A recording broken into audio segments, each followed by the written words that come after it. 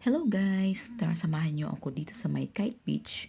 So pumunta ako ng Kite Beach kasama ko ang aking Franny. So gabi na kami nakapunta dito, nag-biking kami at napadaan kami sa beach. Dahil napakaganda ng weather, super mahangin. Nag-change na kasi ang weather dahil magtatag-init na. So ayan, walang nagliligo ngayon kasi nga dahil sa sobrang maalon. So nandito lang kami lahat sa gilid ng dagat. Ayan, nanonood lang yung mga tao sa ganda ng alon, hampas ng alon. So, ayan guys. So, just walking and feel the fresh air and the sea. Ayan ako. Peace lang. Napaka-peaceful lang. Sarap. Sarap sa pakiramdam.